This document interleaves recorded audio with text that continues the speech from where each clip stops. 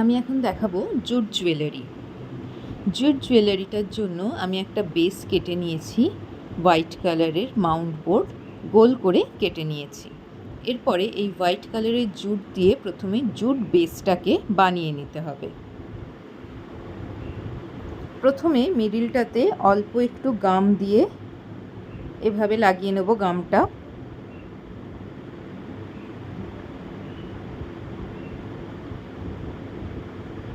এরপর জুটটাকে এইভাবে গোল করে একটু হাতে প্রথমে পাকিয়ে নেব।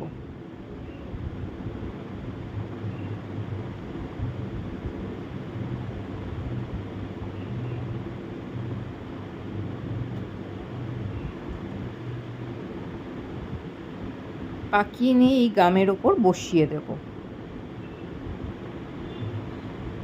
এইভাবে পাকিয়ে নিলাম, এর ফলে এটা বসাতে সুবিধে হবে। একটু ড্রাই করতে দিতে হবে। ড্রাই হবার পরে এখানে পুরো গামটা লাগাবো। ভিডিওতে পুরো প্রসেসটাই আমি দেখিয়েছি। অল্প অল্প করে গাম দেব আর এইভাবে পাকাতে থাকবো।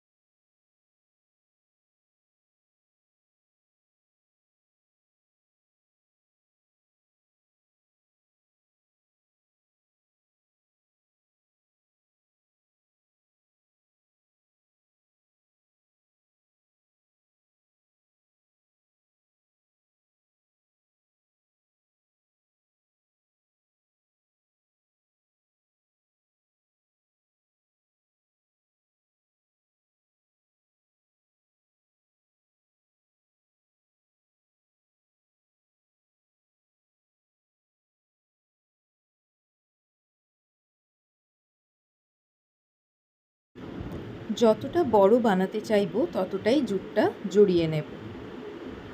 এখানে আমি আরও কয়েকটা বানিয়ে রেখেছি, এটা রেড কালারের।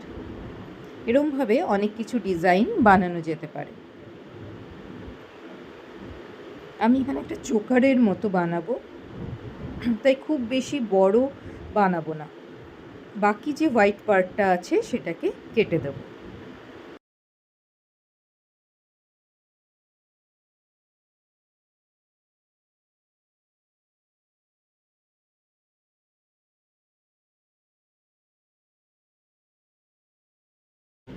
আমি এখানে চোকারের মতো বানাবো, তাই বসিয়ে সেট করে নিচ্ছি। এরপর কম্পাস দিয়ে ফুটো করে নেব। খুব সাবধানে কাজটা করতে হবে যাতে হাতে না ফুটে যায়। এই রকম ব্যাক সাইডে যেমন রেড কাপড় লাগিয়েছি সেরকমই এর মধ্যেও কোনো একটা কাপড় লাগিয়ে দিতে হবে। আমি এখানে লাগাইনি, আপনারা যখন করবেন অবশ্যই লাগিয়ে নেবেন। জুয়েলারিটা যখন কাস্টমারের কাছে যাবে তখন যেন জিনিসটা সুন্দরভাবে যায়, ফিনিশিংটা যেন সুন্দর হয়। আমি এখানে জাম্পরিং ব্যবহার করলাম। জাম্পরিংটাকে খুলে নিয়ে একটার সাথে আরেকটাকে অ্যাটাচ করে দেব। জাম্পরিংয়ের কাজ হলো একটার সাথে আরেকটাকে অ্যাটাচ করা। যে কোনো কিছু যদি ঝোলাতে যাই সেক্ষেত্রেও আমাদের এই জাম্পরিংয়ের প্রয়োজন।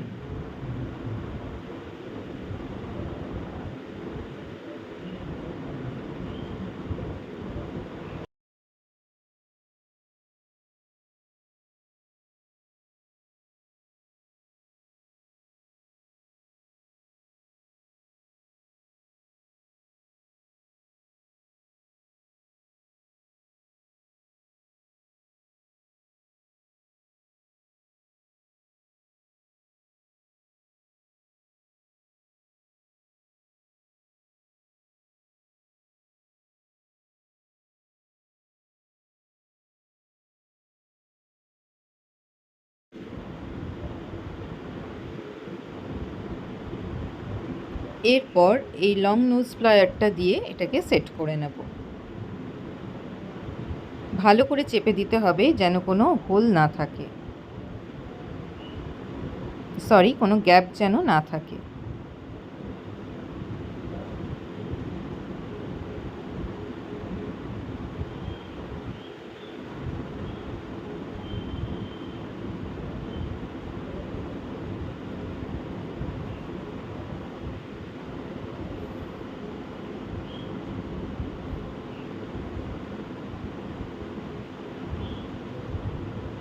এটাকেও সেমভাবে লাগিয়ে নেব।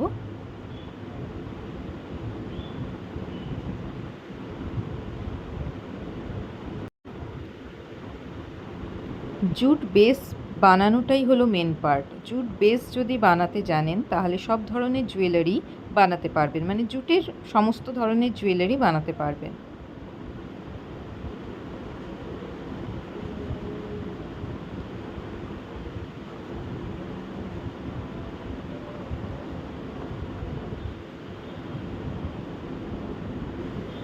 এরপর এতে একটা টাসেল লাগিয়ে দেব, সেটাও আমরা জাম্পরিংয়ের সাহায্যেই লাগাবো।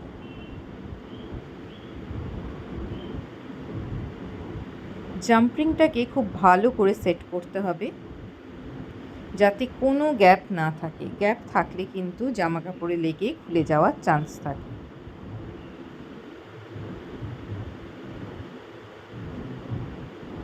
জাম্পরিংয়ের সাথে ঢুকিয়ে অ্যাটাচ করে দেব। এটা রেডি হয়ে গেল। এরপর আমরা লকেটের মধ্যে এরকম 25 পয়সার যে চার্মসগুলো আছে সেগুলো ঝোলাবো। এবার এইটাকে আমাদের রেডি করে নিতে হবে। এই রকম হ্যাঙ্গিংগুলো এটার মধ্যে লাগিয়ে নেব।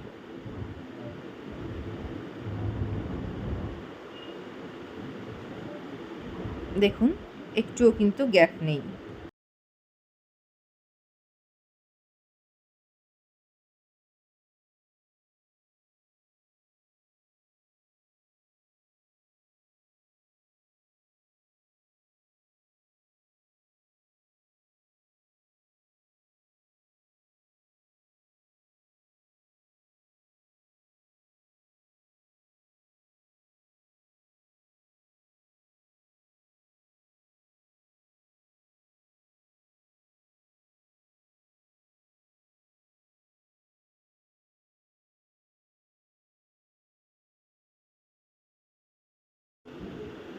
সবগুলোকে একইভাবে রেডি করে নেব।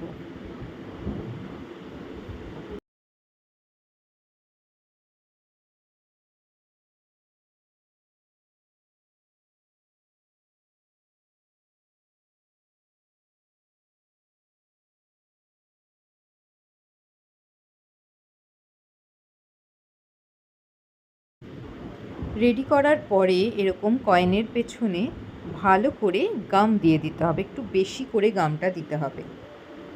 এরপর মিডিলে এটাকে আটকে দেব। এটা ড্রাই হয়ে গেলে আর খুলে পড়বে না।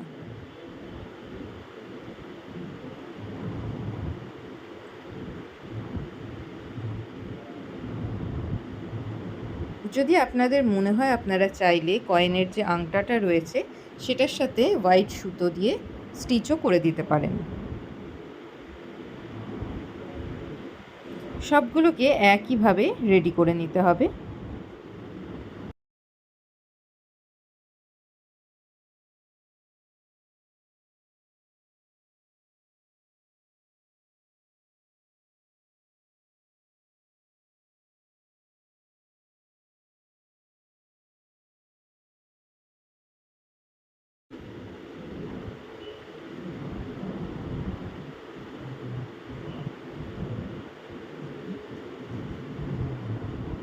এইভাবেও কিন্তু ডিজাইন ক্রিয়েট করা যায়।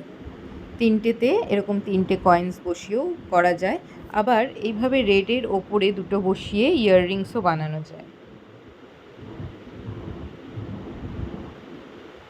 আমি এখানে মিডিলে একটাই বসাবো আর বাকি দুটো ইয়াররিংস হিসেবে ইউজ করব।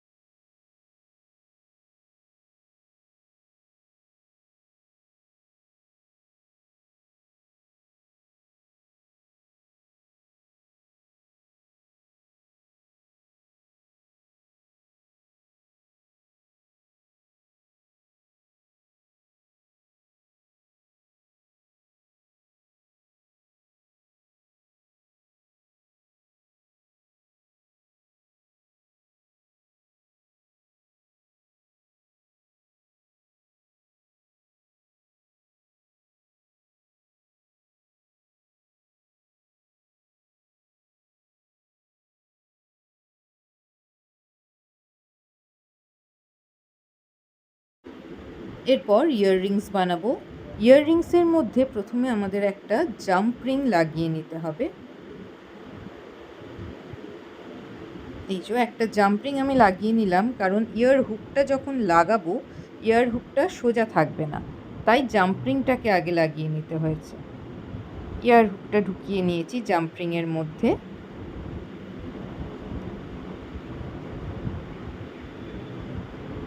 এরপর ইয়ার হুকটাকে লাগিয়ে নিয়েছি।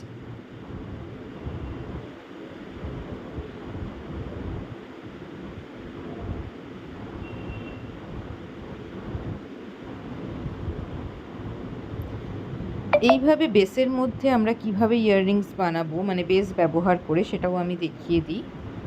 দেখুন, বেসের ওপরটাতে হোল করে নিলাম। হোল করে নিয়ে এরপর ইয়ার হুকটাকে খুলে নিয়েছি।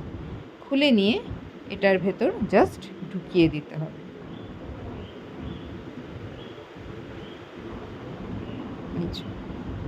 এইভাবে বানাতে হবে ইয়াররিংস। দু ধরনের ইয়াররিংস আপনাদের দেখিয়ে দিলাম কিভাবে বানাতে হবে।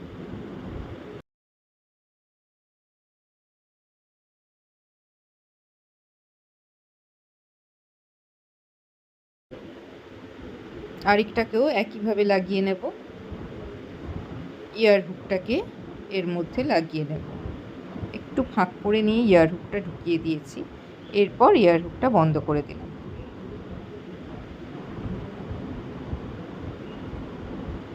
আমাদের একটা সেট রেডি হয়ে গেল। জুটের সেট রেডি।